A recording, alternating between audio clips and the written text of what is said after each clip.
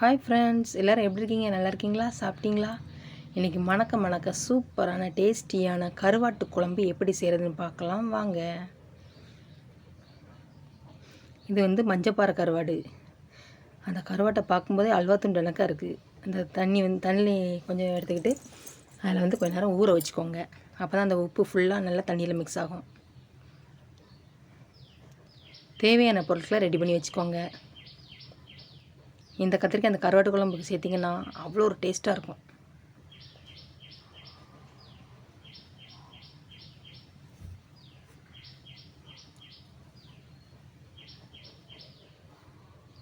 தேவையான அளவு எண்ணெய் சேர்த்துக்கோங்க.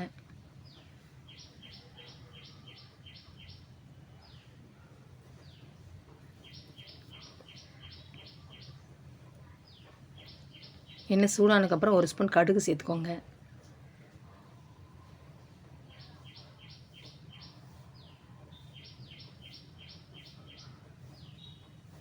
கடுகு நல்லா பொரிஞ்சதுக்கப்புறம் ஒரு ஸ்பூன் வெந்தயம், அரை ஸ்பூன் சீரகம்,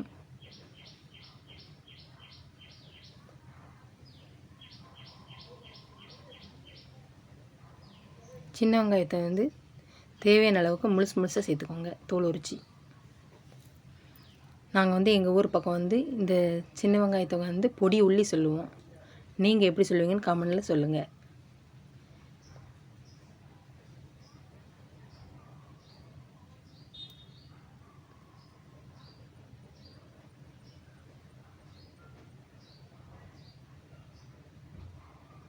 தேவையான அளவு பூண்டு சேர்த்துக்கோங்க. நல்லா கிண்டி விட்டுக்கோங்க.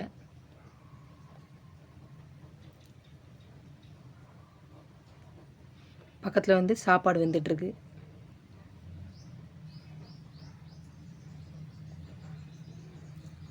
கருவேப்பிலை சேர்த்துக்கோங்க.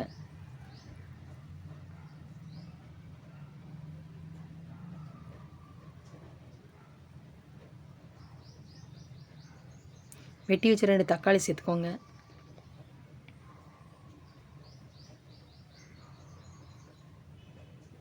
நல்லா மசிகிற அளவுக்கு கிண்டி விட்டுக்கோங்க.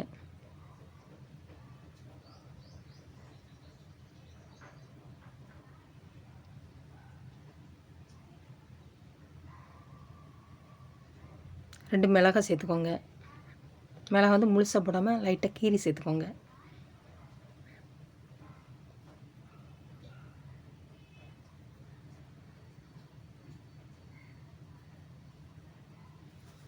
அடுப்பு குறைச்சி வச்சுக்கோங்க. மசாலா தூள் சேர்க்கும்போது சின்ன ஸ்பூனுக்கு 3/4 ஸ்பூன் மஞ்சள் தூள், 1 ஸ்பூன் தனி மிளகாய் தூள்,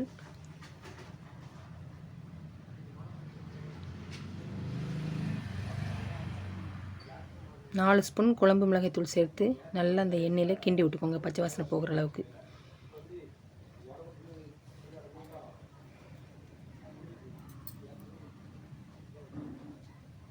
கருவாட்டு குழம்புக்கு கொஞ்சம் மசாலா தூள் குழம்பு மிளகாய் தூள் கொஞ்சம் ஜாஸ்தியாக சேர்த்திங்கன்னா குழம்பு நல்லா டேஸ்ட்டாக இருக்கும். நல்லா அளவு கொஞ்சம் அதிகமாகவும் இருக்கும்.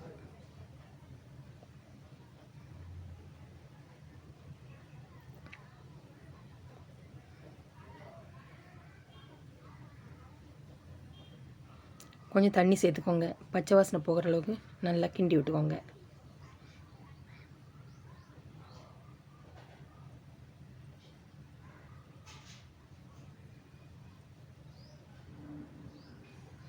கத்திரிக்காய் இந்த மாதிரி நீளமாக வெட்டி அதையும் சேர்த்துக்கோங்க.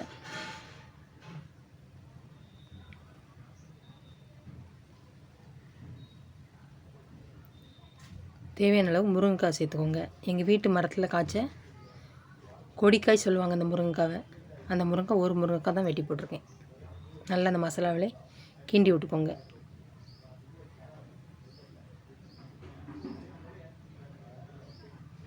மசாலா இந்த காயில் நல்லா மிக்ஸ் ஆகணும். அந்தளவு கிண்டி விட்டுக்கோங்க.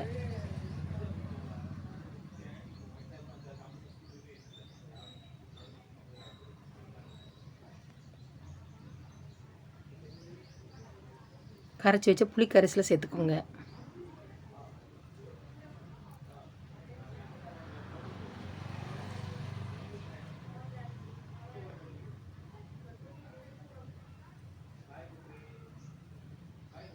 நல்லா கிண்டி விட்டுக்கோங்க.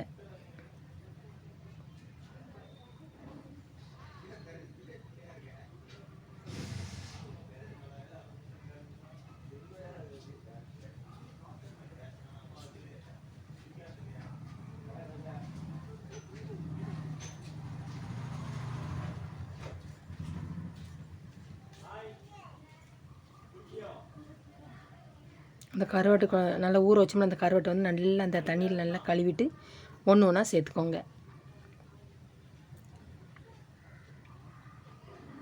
நான் செஞ்ச மாதிரி நீங்கள் கருவாட்டு குழம்பு வச்சு பாருங்கள், அவ்வளோ ஒரு சூப்பராக இருக்கும். சூப்பராகவும் இருக்கும், டேஸ்ட்டாகவும் இருக்கும்.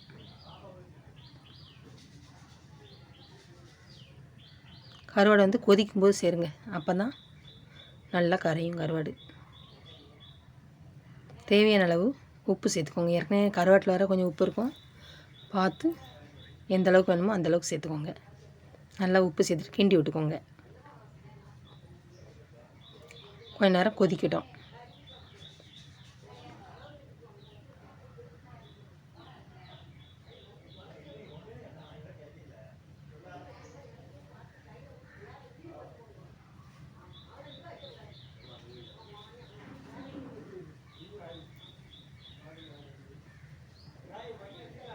அடுப்பை ஆஃப் பண்ணிக்கோங்க. எண்ணெய் வந்து மேலே வந்து அப்படியே மேலாக்க அப்படி மிதக்கலாம். அந்த மாதிரி இருந்தனாலே குழம்பு ரெடி ஆகிட்டுன்னு அர்த்தம். மல்லி இலையை லாஸ்ட்டாக இறக்குற டைமில் மேலாக்க தூவி விட்டுக்கோங்க. நல்லா கிண்டி விட்டுக்கோங்க.